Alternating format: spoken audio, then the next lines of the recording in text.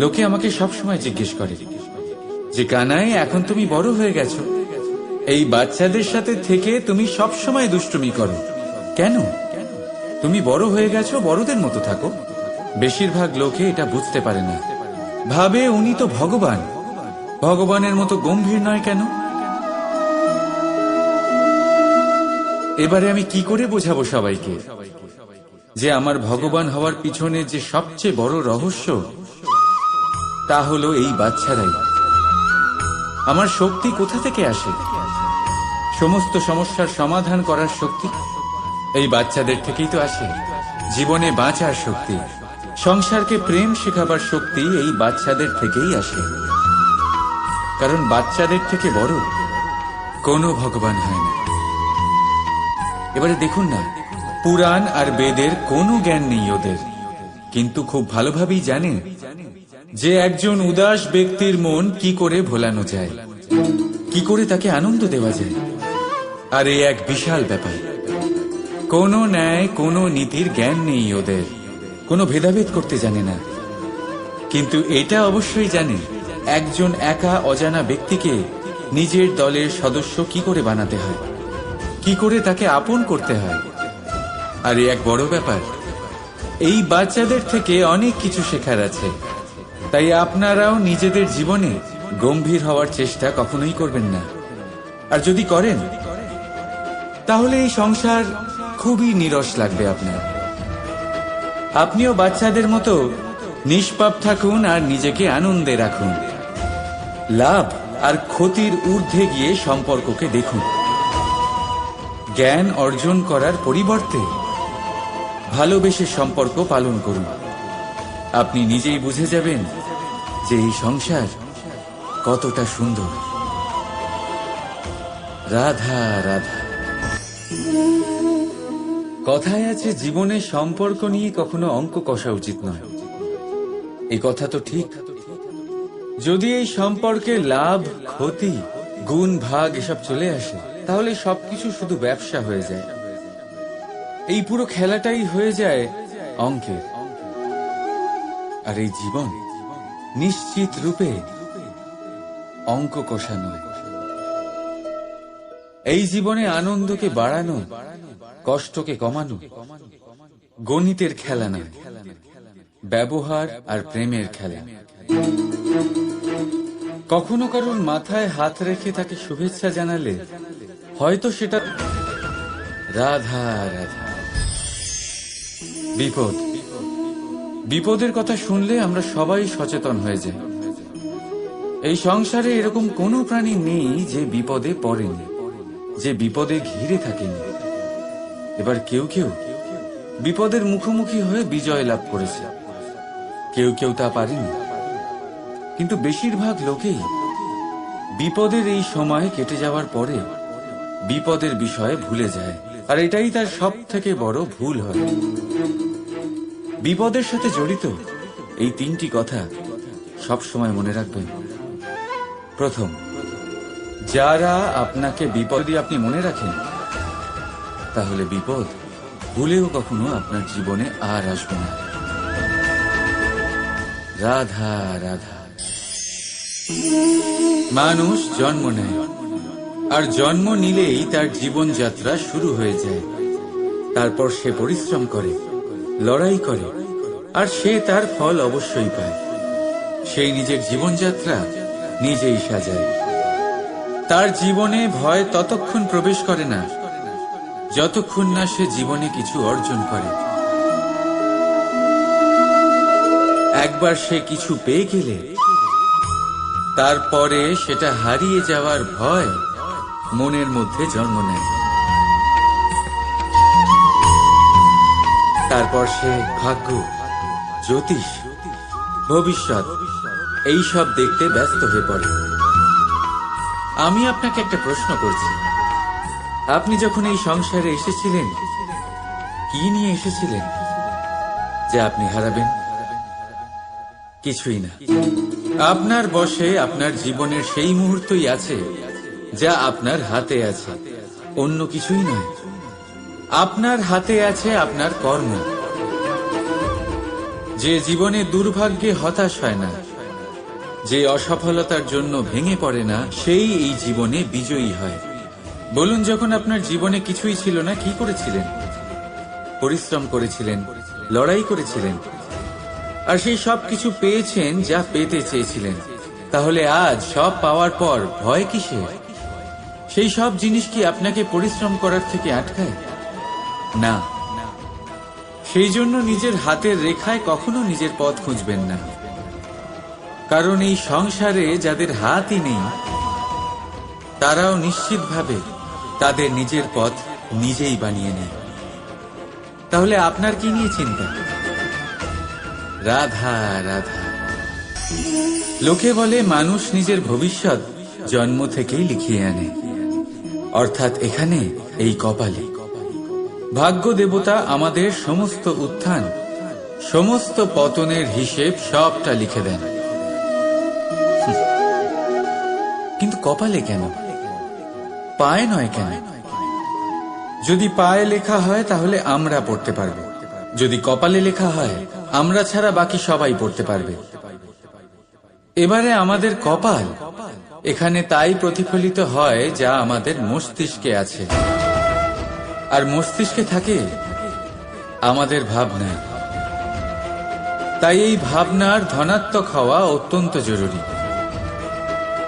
এতে বিকাশের জন্য স্থান রাখুন, এতে সবাইকে একসাথে নিয়ে চলার ভাবনা রাখুন, আর বিশ্বাস করুন আপনার মস্তিষ্কের এই ভাবনা সাফল্য রূপে আপনার কপালে অবশ্যই লিখিত হবে, কারণ আপনার ভাবনাই সত্য হয়ে আপনার জীবনে আসে। রাধা রাধা। সংসারে প্রত্যেক মানুষের মনের গভীরে অনেক রকমের চিন্তা লুকিয়ে আছে। পিতামাতার চিন্তা, সন্তানের চিন্তা, স্ত্রীর চিন্তা, কাজের চিন্তা, ভবিষ্যতের চিন্তা, ইত্যাদি ইত্যাদি। মানুষের এই মন নানান চিন্তায় ভরা, কিন্তু আস্তে আস্তে এই চিন্তা চিতা হয়ে ব্যক্তিকে সমাপ্ত করে দেয়। আপনাদের একটা কথা মনে করিয়ে দিই, যে কথা আপনারা আগে থেকেই জানেন। কি অদ্ভুত ব্যাপার, তাই না? আপনি এই সংসারে আসার আগেও এই সংসার ছিল, আপনি যখন এই সংসার থেকে যাবেন তারপরেও এই সংসার থাকবে।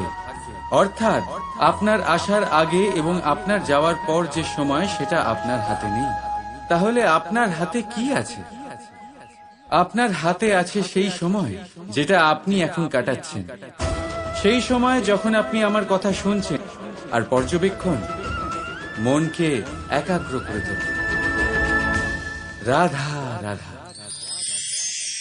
আমরা মানুষ যাকে ভালোবাসি তার জন্য সব কিছু করতে পারি। যেমন ধরুন, মা আর বাবা নিজের সন্তানের জন্য কি না করেন। তারা জন্ম থেকে চেষ্টা করেন যাতে তাকে সেই সব দিতে পারেন যা তার প্রয়োজন। ওর স্বাস্থ্য যাতে ঠিক থাকে তাই ওর দেখাশোনা করেন, ওর জন্য চিন্তা করেন। আজীবন চেষ্টা করেন, ধন অর্জন করেন যাতে সন্তানকে একটা বাড়ি দিতে পারেন, যাতে সন্তান খুশি থাকে। কিন্তু এর মধ্যে কিছু না কিছু অবশ্যই অনুচিত। এবার আপনি জিজ্ঞেস করবেন, এর মধ্যে অনুচিত কি আছে? আমাদের নিজেদের সন্তানকে কিছু দিয়ে যদি আমরা সন্তুষ্টি লাভ করি তাহলে এতে ভুল কি? এবার আপনি এটা বুঝতে পারছেন না যে আপনার সন্তানকে ভবিষ্যতে এর অনেক বড় মূল্য দিতে হতে পারে। আপনার সন্তানকে, আর কারণ নয়। যখন সে কিছু পেতে চাইবে সেই সন্তান সর্বপ্রথম আপনার দিকে তাকাবে। নিজে পরিশ্রম করে সেটা পাওয়ার চেষ্টা সে কখনোই করবে না, আর যখন সেটা পাবে না তখন সব থেকে বেশি দুঃখ সেই আপনার সন্তানেরই হবে। তাই যদি সন্তানকে কিছু দিতে হয় তাহলে বাড়ি নয়, শিক্ষা দিন। একটা ভালো চরিত্র নির্মাণ করার চেষ্টা করুন, কারণ একটা ভালো চরিত্রই এই সংসারে সফলতার চরম শিখরে পৌঁছতে পারে। রাধা রাধা। নির্মাণ করতে গেলে প্রথমে ভাঙনের জ্ঞান অত্যন্ত আবশ্যক। তার উদাহরণ আমি দেব এর দ্বারা।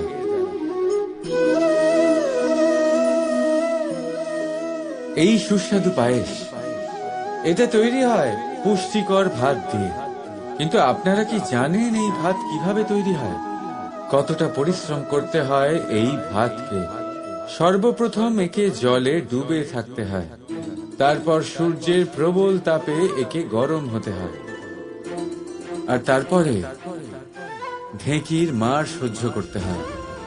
শুকনো হলে একে প্রবল বেগে ঝাড়া হয়, তারপর গিয়ে তৈরি হয় এই ভাত, যা খেয়ে আপনি তৃপ্তি পান।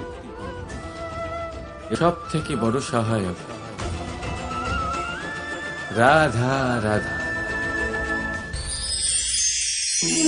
জীবনে আমরা সবাই, এই সংসারে প্রত্যেকেই শুধুমাত্র ওপরে উঠতে চায়। এমন কেউ নেই যে নিচে পড়তে চায়। কিন্তু আপনাকে যদি সত্যের সাথে পরিচয় করাই, তাহলে নিচে পড়া অত্যন্ত আবশ্যক।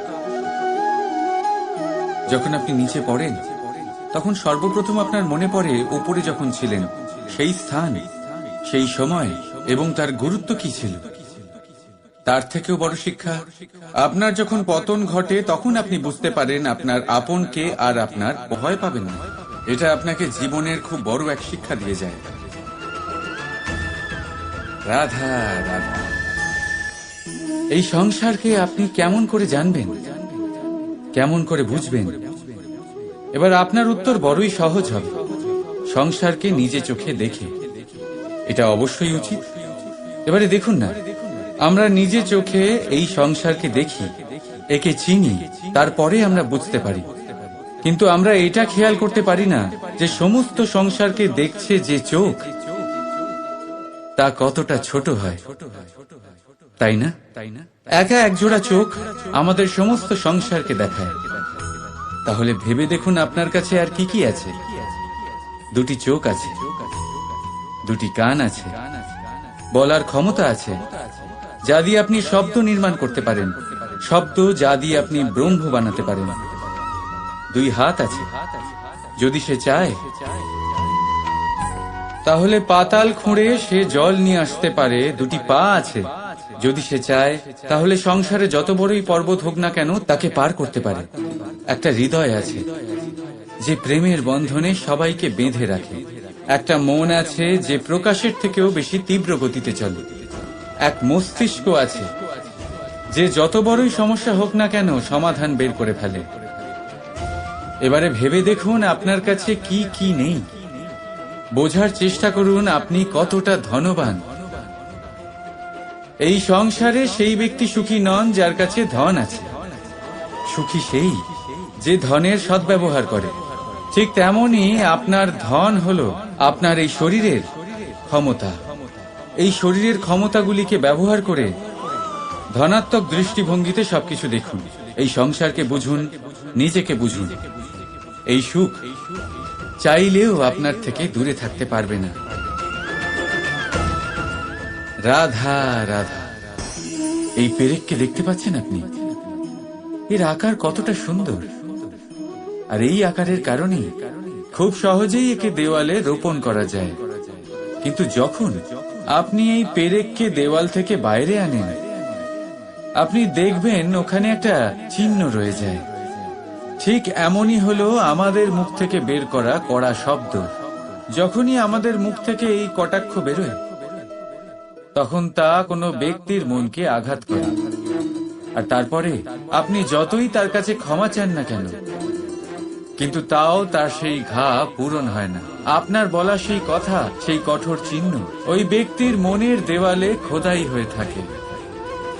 সেই জন্য আমি সবসময় বলি, এই শব্দের শক্তিকে আপনারা বুঝুন, এর মাহাত্ম্যকে বুঝুন। এই শব্দ ব্রহ্ম। কারণ যেভাবে আপনাকে এই শব্দ বিজয়ী করে তোলে, সেইভাবেই এই শব্দ আপনার ব্যাকুলতার কারণে, আপনার বাচন ভঙ্গির কারণে, আপনার অতি উৎসাহের কারণে আপনাকে বিপরীত প্রহারও করতে পারে, যতই আপনার মন সুন্দর ও মধুর হোক না কেন। রাধা রাধা। আসুন আজকে আমরা কথা বলি ভাষার বিষয়। এই ভাষা কত অদ্ভুত এক শক্তি, কিন্তু কখনো কখনো আমরা এই তর্কে লিপ্ত হয়ে যাই যে কোন ভাষা সর্বশ্রেষ্ঠ। কখনো কখনো এই সমস্যায় আটকে পড়ি যখন সামনের জনের ভাষা ভিন্ন আর আমাদের ভিন্ন, না আমরা তার কথা বুঝতে পারি না সে আমাদের। আচ্ছা ঠিক আছে, কিন্তু কেউ আমাকে এটার মানে স্পষ্ট করে বোঝান। সূর্যমুখী, সূর্যের কিরণের কোন ভাষা সে বুঝতে পারে যে সূর্য ওঠার সাথে সাথে সেও ফুটে ওঠে? চকর, চকরের কাছে এমন কোন ইন্দ্রিয় আছে যে সে চাঁদের শীতলতা অনুভব করতে পারে? গরু এমন কোন সঙ্গীত শিখেছে? রাধা রাধা। ব্যক্তি কখন সফল হয়, কখন অসফল, কখন ক্ষতি হয়, কখন লাভ, কখন জয় হয়, কখন পরাজয়, এসব কিসের উপরে নির্ভরশীল? বেশিরভাগ লোকেই বলবেন পরিস্থিতির ওপর, আর সেটা ঠিকও। যদি বাইরে বর্ষার পরিবেশ থাকে তবে সেখানে বস্ত্র কিভাবে শুকোতে পারে? যদি ঝড়ের পরিবেশ থাকে তাহলে নৌকা কিভাবে পার করানো যেতে পারে? কিন্তু যদি আমি আপনাকে আসল সত্যি বলি, তাহলে অসফলতার কারণ পরিস্থিতি নয়, সেই পরিস্থিতিকে স্বীকার করে নেওয়া। প্রত্যেকের জীবনে এরকম সময়ে অবশ্যই আসে যখন আমরা চাইলেও পরিস্থিতিকে পাল্টাতে পারি না। পরিস্থিতিকে পাল্টানো অসম্ভব হয়ে ওঠে। এরকম সময়ে একটাই উপায় আছে, পরিস্থিতিকে নয়, মনস্থিতিকে বদলান, আর দেখবেন সবকিছু ভালো হবে। কারণ এই মনস্থিতি আপনার জীবনের সব থেকে বড় সম্বল, সব থেকে বড় সাথী। দেখুন, অপবাদ, অসফলতা প্রত্যেকের জীবনের একটা অংশ অবশ্যই, কিন্তু আপনাকে নিরন্তর চেষ্টা করে যেতে হবে, পুনরায় ঘুরে দাঁড়িয়ে এগিয়ে যেতে হবে, তবেই সফলতা আসবে। যদি এতই সহজ হতো সফল হওয়া, তাহলে সবাই সফল হতো, তাই তো? রাধা রাধা।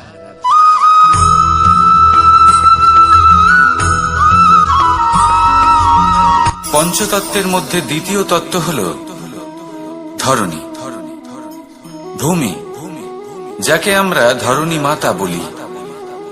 এই ধরণী ধৈর্য ধারণ করে, আর এর উপরেই আমাদের সমগ্র সংসার নির্ভরশীল। কারণ এই ভূমি সহ্য ক্ষমতা রাখে, এর সহ্য ক্ষমতা হল অপরিসীম।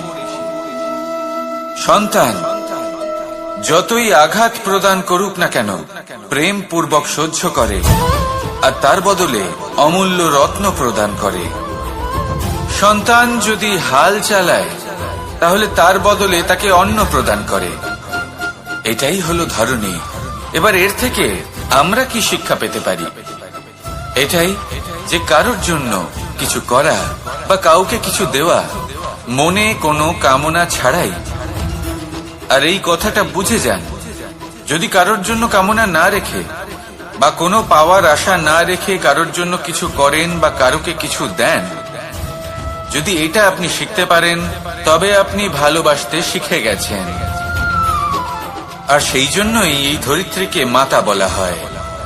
কারণ মাতা শুধু উনি নন যিনি গর্ভে সন্তানকে ধারণ করেন, মাতা তো উনিও যিনি জীবন বাঁচতে শেখান, যিনি জীবন বাঁচার উদাহরণ প্রদান করেন।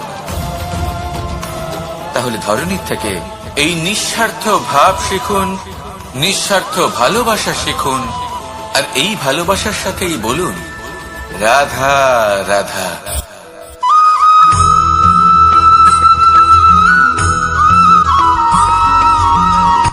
কথায় আছে, অন্ধকারে প্রদীপ প্রজ্বলিত করলে চতুর্দিক আলোকিত হয়। কিন্তু যদি এই প্রদীপ আমি সূর্যের আলোর সম্মুখে সকালবেলায় প্রজ্বলিত করে রেখে দিই, তাহলে কি হবে? আপনি বলবেন যে এটা করে তো কোনো লাভই হলো না। সূর্যের প্রকাশের সামনে এই প্রদীপ আসলে কিছুই নয়। এবার এই চিন্তা ভাবনা প্রত্যেক দিন করতে হবে, আর একটা অমূল্য শিক্ষা পেতে হবে। মনে করুন যে আপনি মহাপুরুষের সামনে বসে আছেন, কোন মহাজ্ঞানীর সামনে, তাহলে সেই ব্যক্তির সামনে নিজের জ্ঞানের প্রদীপ প্রজ্বলিত করবেন না, নীরব থাকুন আর সেই ব্যক্তির সূর্যের প্রকাশের মতো জ্ঞান প্রাপ্ত করুন। যতটা পারবেন জ্ঞান লাভ করুন। যদি এমন কোন সময় এমন কোন স্থানে আপনি আছেন যেখানে চতুর্দিক অন্ধকার, কারোর কাছেই জ্ঞান নেই, সেখানে নিজের জ্ঞানের প্রদীপ প্রজ্বলিত করুন। এমন করলে দুদিক থেকেই আপনার লাভ হবে, আপনার জ্ঞান প্রাপ্তিও হবে আর জ্ঞানের সঠিক প্রয়োগও করতে পারবেন। আর এই মন প্রসন্ন হয়ে বলবে, রাধা রাধা।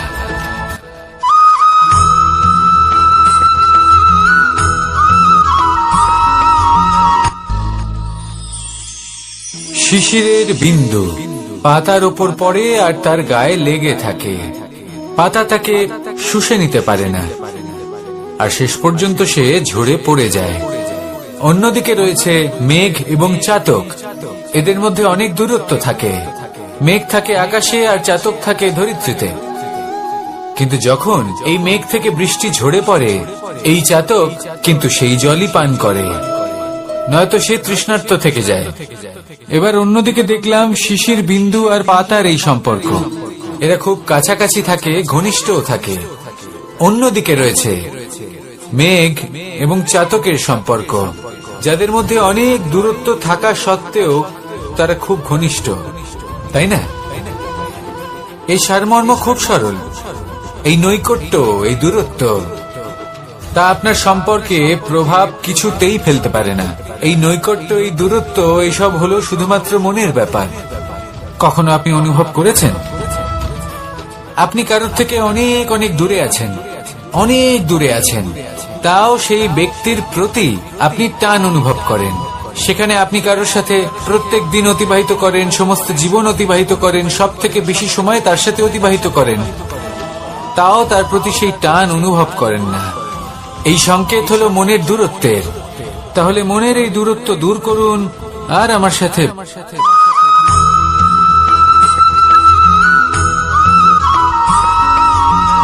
এই সংসারে কোন বস্তু হোক বা ব্যক্তি হোক, তার একার গুরুত্ব কিন্তু খুব বেশি নয়। একটা উদাহরণ হিসেবে বৃষ্টির ফোঁটাকে ভেবে দেখুন। যদি একটি বৃষ্টির ফোঁটা হয় তাহলে তার খুব বেশি গুরুত্ব থাকে না, কিন্তু যখন সহস্র বৃষ্টির ফোঁটা মেঘের মধ্যে দিয়ে ঝরে পড়ে, তখন সেটা বর্ষার রূপ ধারণ করে। সেই বর্ষা যা এই প্রকৃতিকে শান্ত করে। সেইভাবেই পাথরের ছোট টুকরো, তার খুব বেশি গুরুত্ব থাকে না, কিন্তু যখন অসংখ্য পাথরের টুকরো একত্রিত হয় তখন তা পর্বতের আকার ধারণ করে। সেইভাবেই কিছু মানুষ যখন একত্রিত হন তখন তৈরি হয় পরিবার, কিছু পরিবার যখন একত্রিত হয় তখন তৈরি হয় সমাজ, যখন অনেক সংখ্যক সমাজ একত্রিত হয় তখন তৈরি হয় রাজ্য। এবার এই রাজ্যের সব থেকে গুরুত্বপূর্ণ ব্যক্তি হতে পারেন রাজা, কিন্তু তাও সেই রাজা একা কিছু করতে পারেন না। যুদ্ধ লড়ার সময় তারও নিজের সৈন্যদলকে প্রয়োজন পড়ে। কিন্তু এই সংসারে এমন একজন ব্যক্তি আছেন যিনি একাই সব কাজ করতে থাকেন, এবং সেই ব্যক্তি হলেন মা। আমাদের জীবনে একজন পিতার ভূমিকা কিন্তু নিঃসন্দেহে অমূল্য, কিন্তু আমাদের সকলের জীবনে যে ভূমিকা একজন মায়ের তা অন্য কারোর থাকে না। একজন মা একাই সন্তানকে বড় করতে পারেন, সংস্কারী করে তুলতে পারেন, তার জন্য পরিশ্রম করেন। আর এত কিছু কাজ করার পরেও তার কাজের জন্য তিনি প্রশংসা অবশ্য পান না। উল্টে যদি সেই সন্তান অনুচিত পথে চালিত হয়, অনুচিত কর্ম করে, তখন সেই মাকেই অপবাদের পাত্র হয়ে উঠতে হয়। আমাদের জীবনে মায়ের যোগদান কতটা সেটা বুঝুন। আপনাকে বড় করে তোলার জন্য উনি কতটা পরিশ্রম করেছেন সেটা বুঝুন। আজ থেকে, এখন থেকে, এই মুহূর্ত থেকে মাকে সম্মান করতে শিখুন। যখন সময় পাবেন, যখন সুযোগ হবে, তখন তার প্রশংসা করুন, ওনারও ভালো লাগবে। আর মায়ের এই মমতার জন্য, তার এই ভূমিকার জন্য আসুন সবাই মিলে আমরা তাকে প্রণাম করি।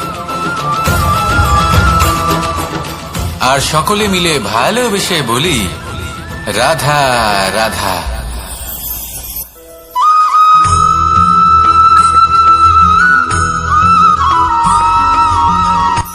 এই সংসারে সাফল্য লাভ করার জন্য জ্ঞানের প্রয়োজন হয়, পরিশ্রমের প্রয়োজন হয়, দৃঢ় নিষ্ঠার প্রয়োজন হয়, নিরন্তর চেষ্টা করা প্রয়োজনীয়। কিন্তু আরো কিছু আছে যা অত্যন্ত প্রয়োজনীয় এবং গুরুত্বপূর্ণ। তা হলো ভালো বন্ধু। তাদের থাকা অত্যন্ত প্রয়োজনীয়। যদি ভালো বন্ধু থাকে তাহলে সময় এলে তারা ঢাল হয়ে আপনাকে সুরক্ষা করবেন। সময় এলে অস্ত্রের মতো শত্রুকে সংহারও করবেন। যদি তিনি জ্ঞানী হন, তাদের মধ্যে সদ্গুণ থাকে, তাহলে এই সব গুণ আপনার মধ্যেও প্রবেশ করবে। তাহলে সাফল্যের জন্য ভালো বন্ধু পাওয়া অত্যন্ত প্রয়োজনীয়। কিন্তু শুধু বন্ধু কেন, ভালো শত্রুও থাকা প্রয়োজনীয়। এবার আপনি ভাববেন, আমি কি বললাম? যদি আপনার জীবনেও ভালো অর্থাৎ শক্তিশালী শত্রু থাকে, তাহলে আপনিও শক্তিশালী হতে থাকবেন। এই শত্রু আপনাকে প্রেরিত করবে আরো বেশি শক্তিশালী হয়ে ওঠার। কখনো কোনো হরিণকে দেখুন, তীব্র গতিতে দৌড়তে থাকে। কেন তীব্র গতিতে দৌড়য়? এই কারণে নয় যে কোথাও তার জন্য মধুর ঘাস অপেক্ষা করে রয়েছে, না। সে এই কারণে তীব্র গতিতে দৌড়য় কারণ সেটা না করলে তার পেছনে একটি সিংহ আছে যে ওকে নিজের ভোজন করে ফেলবে।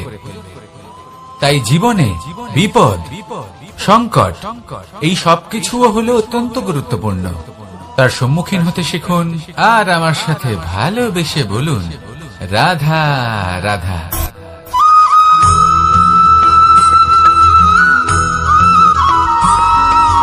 মানুষ জন্মগ্রহণ করে, তার সাথে ভয়েরও জন্ম হয়। ছোটবেলা থেকেই আমাদের মনে কোনো না কোনো প্রকারের ভয় থেকেই যায়। কেউ এই বিষয়ে ভয় পায় যে তার কোনো বস্তু তার থেকে দূরে চলে যাবে। কেউ এই বিষয়ে ভয় পায় যে আমি নিজেকে হারিয়ে ফেলব। কেউ এই ভেবে ভয় পায় যে আমার প্রিয়জনেরা তারা যেন আমার থেকে দূরে না চলে যায়। কেউ এই ভেবে ভয় পায় যে আমরা যেন পথ না হারিয়ে ফেলি, আদি ইত্যাদি। কিন্তু সত্যি কথা বলতে ভেবে দেখুন, এই ভয় বাস্তবে কি?